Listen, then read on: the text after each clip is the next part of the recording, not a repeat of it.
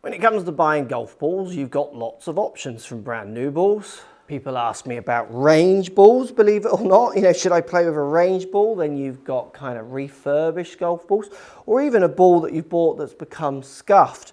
What are some of the pitfalls about using a golf ball that isn't a brand new golf ball? So first things to consider when thinking about a golf ball, these golf balls are designed in a very precise way to try and allow for aerodynamics and the way it cuts through the wind and the air, to try and get the most out of what you put in your end. That comes from the paintwork, to the weight, to the inside, to every aspect, even of how round this golf ball is. So really, when it comes to a golf ball, we're gonna add lots of inconsistencies to a shot. So arguably, you wanna take any inconsistencies out that end by you hitting a shot and the ball performing in a way that you weren't expecting it to do.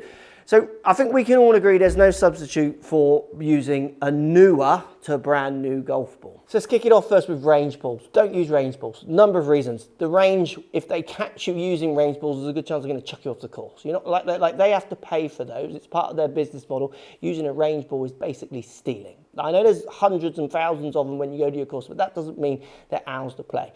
Also, range balls they're not built to be played on a golf course. They're not built for hitting greens. They're just built to try and give you a representation of a ball flight. And often they've been hit a lot of times and they go through washers.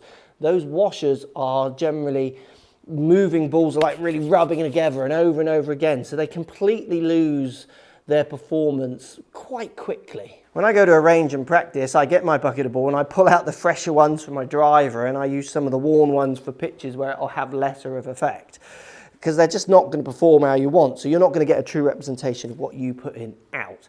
Range balls, main reason it's stealing, but also just if you want to play any proper golf, don't use them.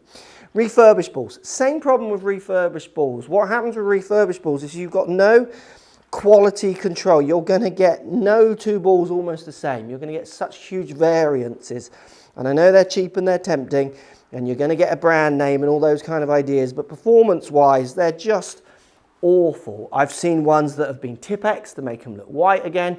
Great one to look at if you use refurbished balls. I've seen these on the trips when we go to Europe, and Rory, who we play with, runs out of golf balls. He buys some sometimes and he hits some shots, he starts getting white marks on his face because it's the paint or whatever they've done to re-whiten that ball's coming off on his club. And remember, everything about a good golf ball is from the paint to every other aspect of it is what's going to give it its performance. So refurbished balls are tempting, you get the brand name, but to be fair, I think they're actually ridiculously overpriced, even though they seem cheap, for the quality or lack of that you're getting.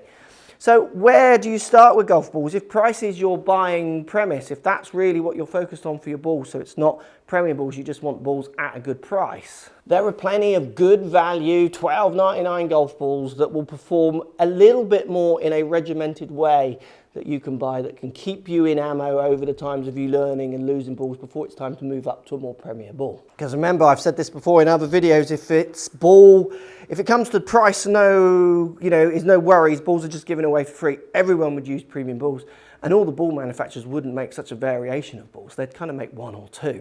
They make a variation because we have a variation of buying needs. And then last point, what about scuffed balls? I mean, I would change a scuffed ball out as soon as I spot it.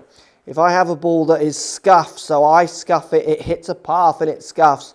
If there's any kind of visual blemish on a ball, I will be, if I'm playing seriously, changing it out as quick as possible. Because again, as soon as you take the paintwork off of one side, it's going to affect how it moves through the air, possibly. It's going to give you variables that you just don't want to add in. Bearing in mind, the king and queen of variables is us. We add the most variables.